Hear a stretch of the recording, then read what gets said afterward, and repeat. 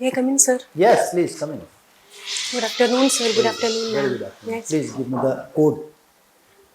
ठीक है. Thank Now you, sir. you can take your seat. Thank you, sir. तो आपका मीडियम क्या है? हिंदी हिंदी. ये कोड आपको याद है? क्या है कोड नंबर? 1973. 1973 1973.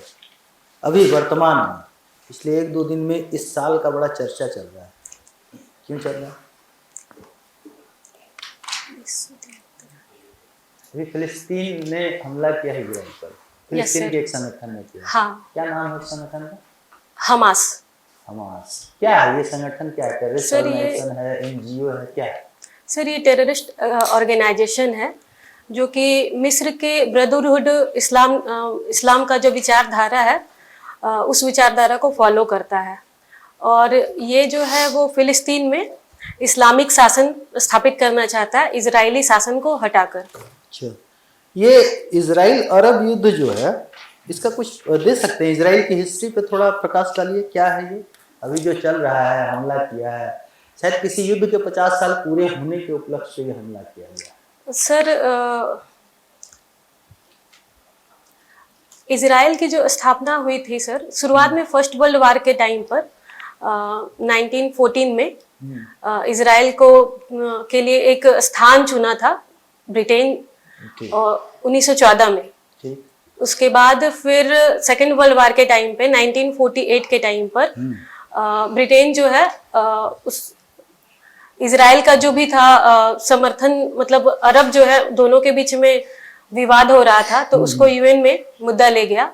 और यूएन जो है वो इजराइल को एक देश के रूप में मान्यता दिया और उसके बाद फिर इजराइल का जन्म हुआ 1948 में. 1948 में. ठीक. उसके बाद सर 1948 में मान्यता देने के बाद फिर फिलिस्तीन में जो अरब निवासी थे उन्होंने इसे अस्वीकार कर दिया और दोनों के बीच संघर्ष की स्थिति हो गई जो कि अब चली आ रही है तब से.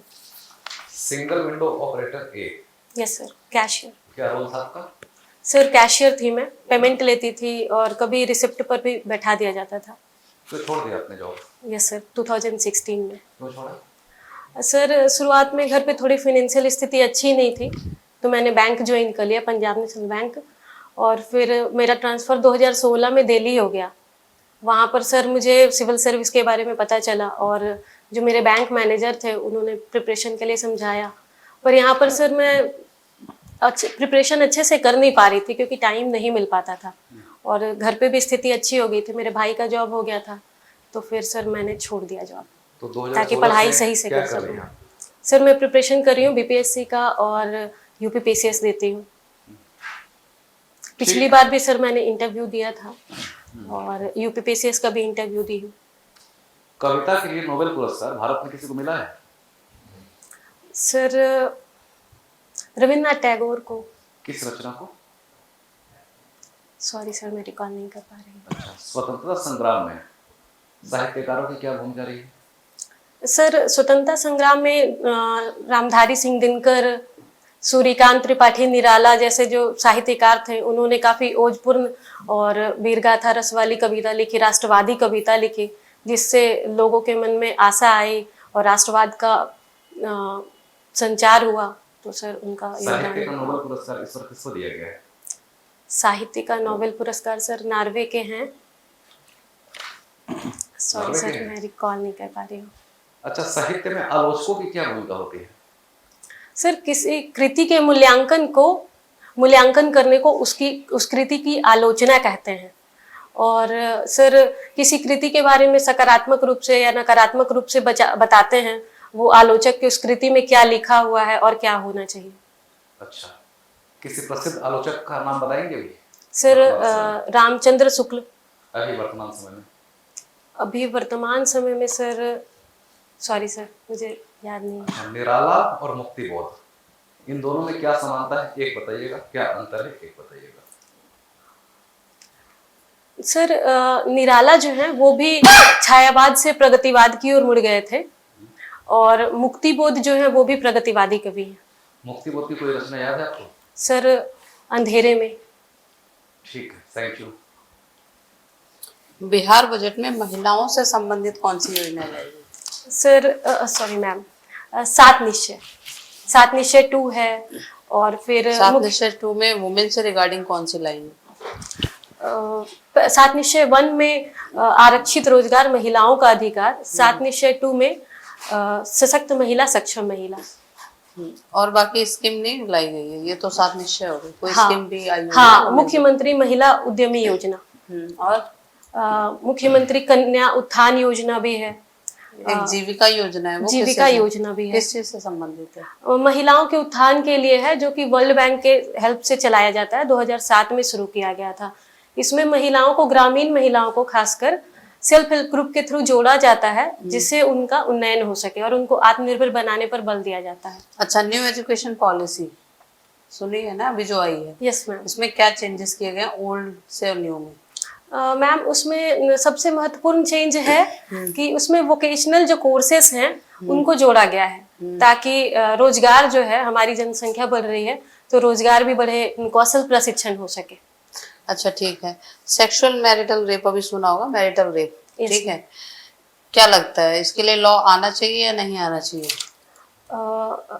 यस मैम, इसके लिए लॉ आना चाहिए, क्योंकि निजता का अधिकार जो है और स्वतंत्रता का अधिकार जो है वो महिलाओं को मिलना चाहिए। पर इससे कहीं ना कहीं ये नहीं लगता है कि जो विवाह संस्था है, ठीक है, वो प्रभावित होगी?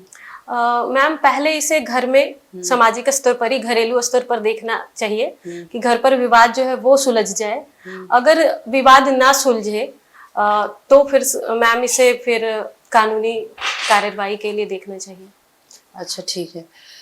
लिविंग रिलेशनशिप सुना होगा, Yes, ठीक ma'am. है। आप इसके पक्ष में हो या विपक्ष में? मैम, मैं इसके विपक्ष में हूँ। क्यों?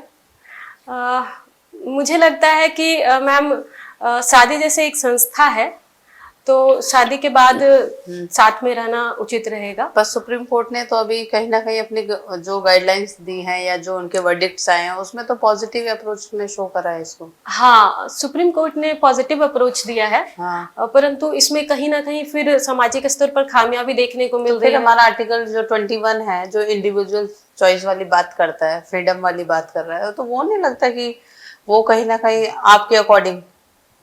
मैम, ये व्यक्ति टू व्यक्ति वैरी करता है, तो ये मेरा मानना है। अच्छा, मतलब आप इसके पक्ष में नहीं है? No ma'am. Okay, last question मेरा, ठीक है। हरित क्रांति सुना है? Yes ma'am. इसकी क्या पॉजिटिव और क्या नेगेटिव है, मतलब वो पड़े प्रभाव हमारे समाज पे, खासकर बिहार में? मैम, हरित क्रांति जो है Swaminathan, doctor M S Swaminathan के द्वारा लाया गया था 60 के दशक में। तो हमारे देश में उस समय अन्न आत्मनिर्भरता नहीं थी। हरित क्रांति आने के बाद अन्न आत्मनिर्भरता आई, गेहूं चावल में खासकर आत्मनिर्भरता आई, तो इससे पॉजिटिव प्रभाव पड़ा काफी। और लेकिन इसके निगेटिव प्रभाव भी हुए, जैसे क्षेत्रीय असमानता बढ़ी, क्योंकि जैसे पंजाब के एरिया में या यूपी के वेस्ट साइड में, जैसे मेरठ हो गया, वहां पर काफी ज्यादा हरित क्रांति जो है फेमस हुआ, और वहां पर उर्वरक का अधिक प्रयोग हुआ, जल का अधिक अच्छा, प्रयोग जो हुआ। बाकी क्षेत्र रह गए थे उनके लिए भी कोई लेके आए हैं अभी क्रांति? हरित क्रांति दूसरा आया है। ठीक है सर। आपने पीएनबी में काम किया ना? Yes, sir. पीएनबी का टैगलाइन क्या है? सॉरी सर, मैं अभी रिकॉल नहीं कर पा रही हूँ। Single window operator, yes sir. Group A, मतलब जो क्लास ए ना, वो मार्केटिंग और नहीं सर, सिंगल विंडो ऑपरेटर में मैं कैशियर थी, पेमेंट और रिसिप्ट पर बैठती थी।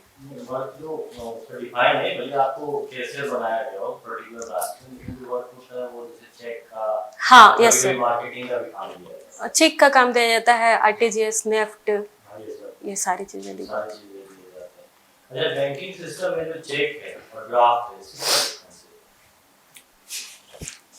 है? अच्छा, नेफ्ट, आरटीजीएस और आईएमपीएस क्या डिफरेंस है? सर, नेफ्ट जो है, सॉरी सर, मैं रिकॉल नहीं कर पा अच्छा, एक चीज बताइए, आपका जरूरी सब्जेक्ट रहा है, रही। Yes sir. तो फाइलम, क्लास और स्पीसीज क्या डिफरेंस है? फाइलम सर सबसे बड़ा होता है, उसमें पूरे समूह को रखा जाता है, और उसके बाद क्लास होता है, और उसके बाद सर फिर स्पेसीज को रखा जाता है, एक विशेष जो भी जाति होती है उनको रखा जाता है। अच्छा, एक टाइप ऑफ ब्लड्स होते हैं ना, आप बता सकते हैं कि होमोग्लोबिन, होमोसियानिन और होमोलिन किन-किन में पाया जाता है, क्या डिफरेंस है? होमोग्लोबिन में सर आरबीसी होता है और होमोसाइनिन में जो आरबीसी नहीं होता है, जैसे केचुआ में, कॉकरोच में होमोग्लोबिन नहीं होता है सर। और एक और सर होमोलिन। होमोलिम्फ जो है, सॉरी सर अभी मैं रिकॉल नहीं कर पा रही हूँ। अच्छा, अगर आरबीसी नहीं है जो आपने बोला, तो फिर भी रेड कलर दिखता है। सर वाइट कलर होता है अगर आरबीसी नहीं है। आरबीसी के कारण तो रेड कलर आता है। सर वो चलिए, अरे एक चीज बताइए, जो डेंड्रॉन है और हेनले लूप है, किन सेल्स का ये, किन कोशिकाओं का ये कैरेक्टरिस्टिक है इसमें? सॉरी सर मैं रिकॉल नहीं कर पा रही। अच्छा, न्यूरॉन और nephron. Neuron sir nerve cell की इकाई है, नर्व की इकाई है, और नेफ्रॉन जो है वो किडनी की जो इकाई है। दोनों की कोशिकाओं का नाम? यस सर, डेंड्रॉन जो है वो नर्व सेल में 3 कोशिका होती है, एक्सॉन, डेंड्रॉन और एक और मैं सर रिकॉल नहीं कर पा रही हूँ। एक्सॉन, डेंड्रॉन और साइटॉन सर शायद। चलिए एक चीज बताइए, जो न्यूरॉन टू न्यूरॉन कम्युनिकेशन होता है, किस आयनाइज्ड एलिमेंट्स के कारण होता है? आयोनाइज्ड एलिमेंट, सॉरी सर मैं रिकॉल नहीं कर पा रही। जी एक चीज बताइए, sorry sir. Sodium plus. Okay sir, thank you. Bharat में कौन कौन से नॉन कम्युनिकेबल डिजीज पाए जाते हैं? Non communicable disease sir, non communicable disease में आ जाएंगे सर, फीवर हो जाएगा और मेजर बताइए, माइनर नहीं, मेजर नॉन कम्युनिकेबल डिजीज कौन कौन से भारत में? बुखार कोई रोग है क्या? No sir. सर अज्यूम कर सकती हूँ क्या? जैसे टीका दिया जाता है डीपीटी के लिए, तो सर ये नॉन कम्युनिकेबल डिजीज ही है, डिप्थेरिया, पर्टुसिस और हुपिंग कप तो कम्युनिकेट। तो बच्चों का हो गया। और सर बड़ों में जो है, सॉरी सर। ठीक है, मुझे एक चीज बताइए, आपने गोदान भी पढ़ा होगा, Yes, महिला आंचल भी पढ़ा होगा, दोनों में समानता क्या? सर गोदान में जो प्रेमचंद हैं उस समय की समस्याएं दिखा रहे हैं, तो उसमें भी ग्रामीण परिवेश भी है और शहरी परिवेश भी है, परंतु ग्रामीण जो है वो अधिक दिखाया हुआ है।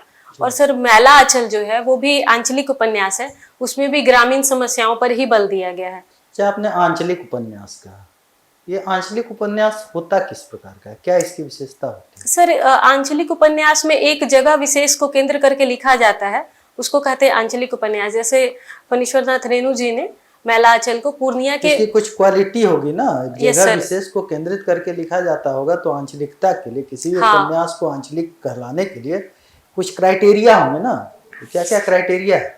सर अंचल को ही उन्होंने पात्र के रूप में लिया है। मेरीगंज अंचल था, उसको उन्होंने पात्र के रूप में लिया और ग्राम की समस्याएं दिखाएं, जैसे अवसरवादी राजनीति, वहाँ का अंधविश्वास, जातिगत समस्या, और उसको कैटेगरी में नहीं आया, ये आपने पूरा ओवरऑल मिक्सअप कर दिया। किसी भी उपन्यास की आंचलिकता के लिए उसके कुछ कैटेगरी डिफाइन किए गए हिंदी लिटरेचर में, ठीक है? ओके सर, मैं इसे पढ़ लूंगी। अच्छा एक चीज बताइए, कहा जाता है कि गोदान तक आते आते मुंशी प्रेमचंद का आदर्शवाद से मोह भंग हो गया था। सर गोदान जो है 1936 की रचना है, और शुरुआत में जो है मुंशी प्रेमचंद वो आदर्शवाद, गांधी जी के आदर्शवाद पर विचारधारा पर थे, परंतु उस समय के वातावरण के अनुसार वो भी प्रगतिशील हो गए और 1936 में उन्होंने प्रगतिशील संघ की अध्यक्षता भी की थी और यथार्थवाद की ओर उनका विश्वास होने लगा था, क्योंकि शोषण बहुत ज़्यादा बढ़ गया था ग्रामीण क्षेत्रों में और आज़ादी भी नहीं मिली थी। तो उन्होंने गोदान जैसा यथार्थवादी उपन्यास लिखा जिसमें होरी की मृत्यु हो जाती है। ये तो आदर्शवाद के भंग होने का कारण क्या रहा? आखिर प्रेमचंद के लिए आदर्श स्थिति होती थी, उसके पहले के जितने भी उपन्यास हैं उनमें एक आदर्श स्थिति का वर्णन किया, लेकिन गोदान तक आते आते वो एकदम यथार्थवाद में आ गए कि नहीं, ये आदर्श कुछ नहीं है, सच्चाई यही है समाज की। क्योंकि सर उस समय का जो परिस्थिति था, नवजागरण काल था और सर ग्रामीण क्षेत्र में समस्या बढ़ते जा रही थी। अकाल की समस्या जो है और किसानों की समस्या है, वहाँ पर शोषण हो गया। फिर दलित चेतना को भी प्रेमचंद अच्छे से दर्शाते हैं। तो इन सब समस्याओं के कारण उनका समाधान नहीं हो रहा था। शुरुआत के जो भी उनके थे उपन्यास, उनमें समाधान की उनको आशा थी, परंतु धीरे धीरे ये आशा उनकी खत्म होने लगी थी क्योंकि समाधान हो नहीं रहा था। इसीलिए सर उन्होंने यथार्थवादी उपन्यास फिर लिखा। एक महिला होने के नाते आप मुझे ये बताइए कि बिहार में महिलाएं सर्वाधिक किस समस्या का सामना करती? सर बिहार में सबसे ज्यादा सर अभी अशिक्षा है, और सर घरेलू हिंसा भी एक समस्या है बिहार में, और फिर कौशल प्रशिक्षण नहीं है, जिसके कारण महिलाओं की जो श्रम भागीदारी है वो बहुत कम है। तो आत्मनिर्भरता नहीं है बिहार में, 10% ही है महिला श्रम की भागीदारी बिहार में। चल, अंतिम प्रश्न है।